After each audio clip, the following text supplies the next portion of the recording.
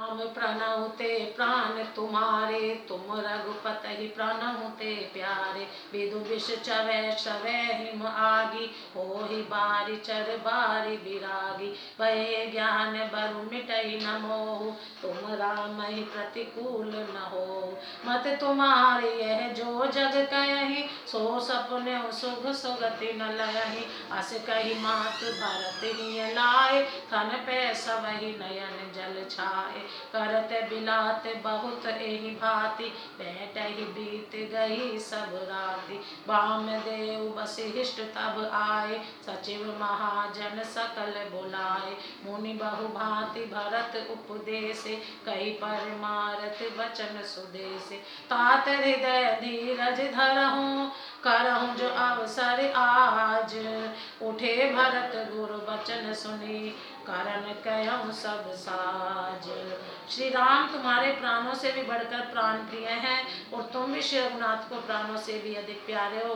चंद्रमा चाहे विष चुआने लगे और पाला आग बरसाने लगे, जलचर जीव जल से विरक्त हो जाएं और ज्ञान हो जाने पर भी चाहे मोह न मिटे, पर तुम श्री रामचंद्र के प्रतिकूल कभी नहीं हो सकते। इसमें तुम्हारी सम्मति है। जगत में जो कोई ऐसा कहते हैं, वे स्वप्न में भी सुख और शुभ गति नहीं पाएंगे। ऐसा कहकर माता कौशल्या ने भरत जी को हृदय से लगा लिया। उनके स्तनों में दूध बहने लगा और नेत्रों में प्रेमाश्रुओं का जल छा गया।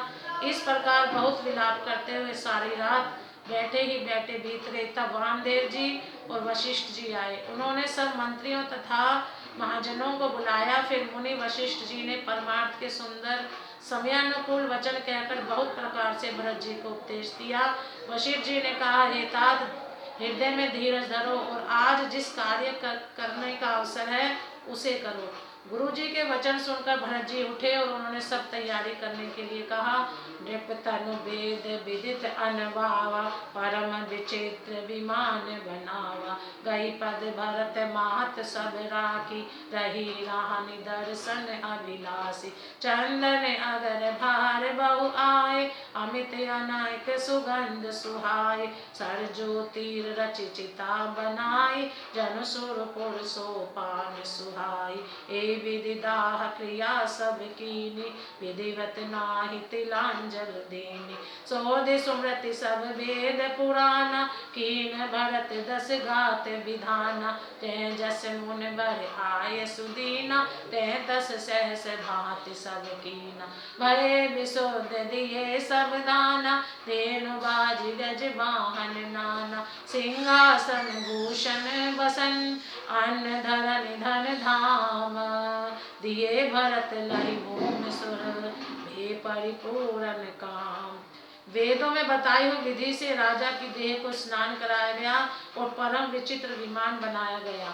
भरत जी ने सब माताओं को चरण पकड़कर रखा, अर्थात प्रार्थना करके उनको सती होने से रोक लिया। वे रानियां भी श्री राम के दर्शन की अभिलाषा से रह गई। चंदन और अगर के तथा और भी अनेकों प्रकार के अपार कपूर, गूगल, केसर आदि सुगंध द्रव्यों के बोझ से बोझाए सरयू जी के तट पर सुंदर चिता रचकर बनाई गई, जो ऐसी मालूम होती थी मानो स्वर्ग की सुंदर सीढ़ी हो।